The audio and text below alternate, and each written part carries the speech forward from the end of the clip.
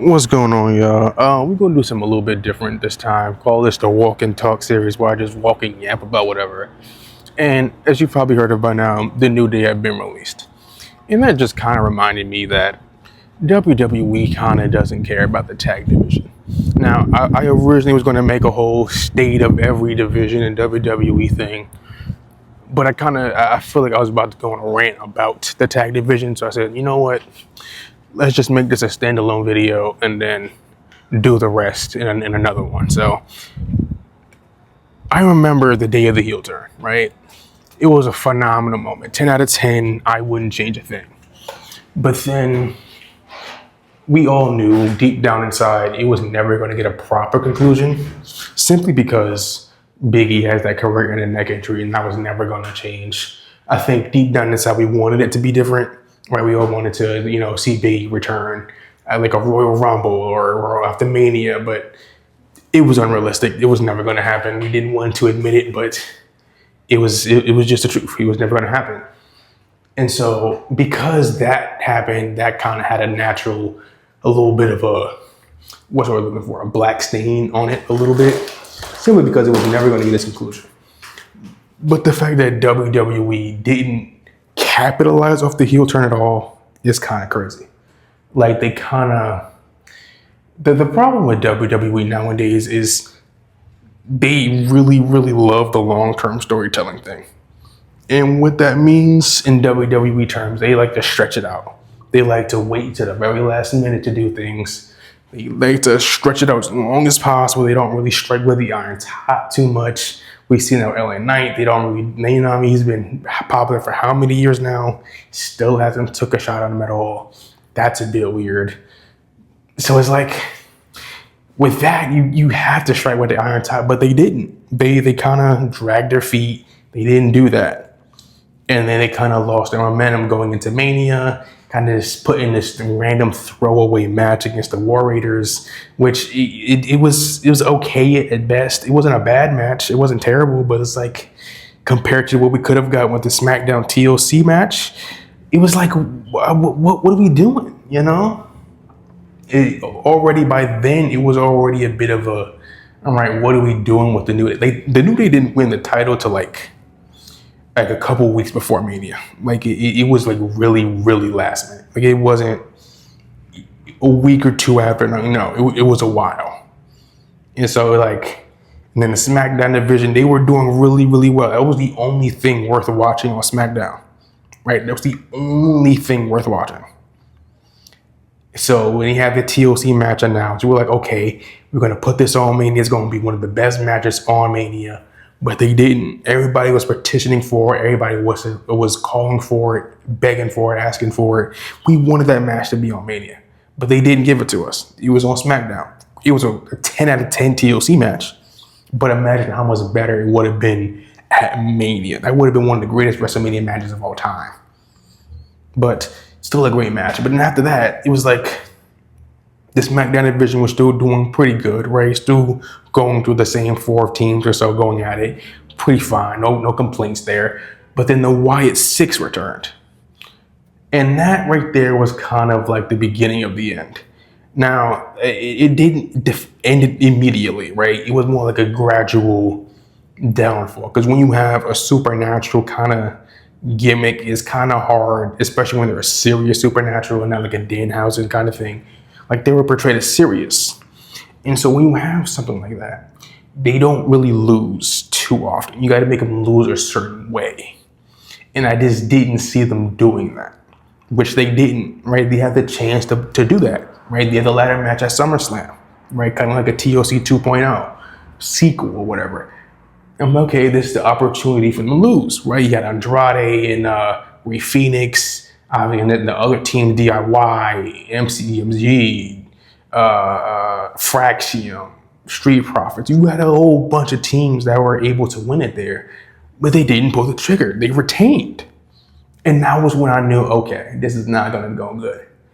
Then the next month, not next month, like coming months, you got the match against the Street Profits, Clash in Paris, right? They retained again. And then when the MFTs returned, that was like the end. Like that was it. That was when I knew, yeah, this is not going to go too well. Because when the MFTs return, I'm like, okay, they're probably going to have a little mini feud when they go down. Because they was portrayed as pretty serious, right? They came back with the face paint. They were being very serious. So I thought, okay, maybe they're going to be, you know what I mean, the face of the tag division for a minute.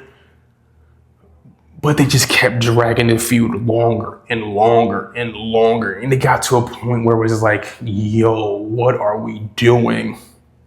I remember I made a video and I said, the YA6 killed the tag division. And there was somebody in the comments, they called me a hater. You complain too much. And I'm like, that's not it's not my intent.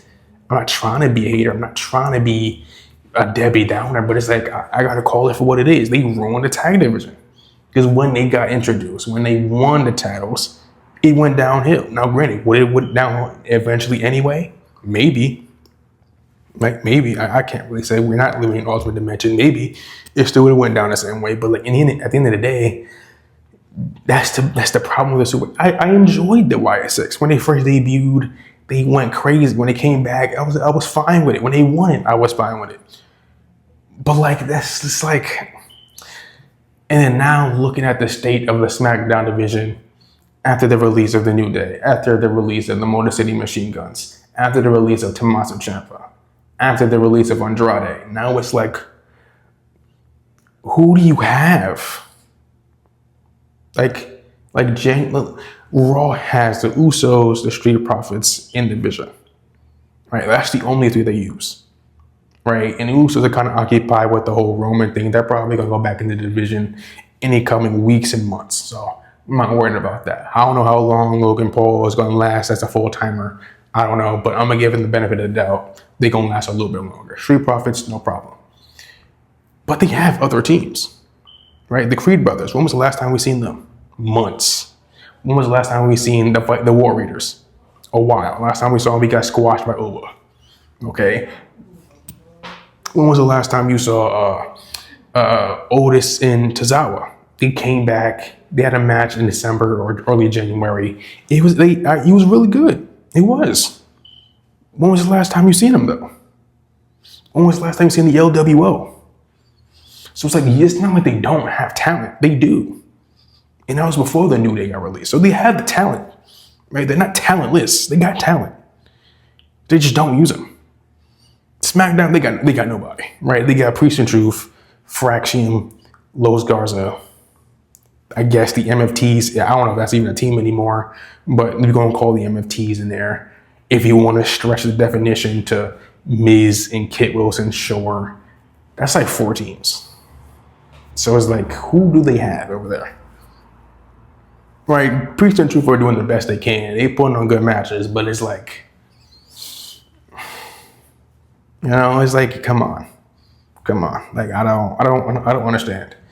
And so the whole, I just want to go on a rant about this division. It's just, I'm just very disappointed. They went from the bright spot of WWE to virtually non-existent. And it's like not the only part, but one of the main problems with the WWE now. They have no tag division at all. They don't use them. They don't respect it. I don't think TKO respects it. Because now that I'm really thinking about it, did WrestleMania 42 have a tag match on there? Did it? I guess the 3-man tag, but that was because of Speed and Logan Paul. So it's like, I guess you can count that, but like, I don't know. It just don't feel right. So I wish Kofi Kingston and Xavier Woods the best on their future endeavors. They most likely going to AEW. I don't watch too much AEW, so I can't really speak to us over there, but I know there's a couple good teams over there, so they're going to be in good hands. But it's just, I don't know, man. I don't know. But let me know your thoughts on the whole New Day tag division situation. Let me know if you agree, disagree. Let me in the comments. While you're down there, like and subscribe, hit that notification bell for more wrestling videos. This is Eli signing out. Goodbye.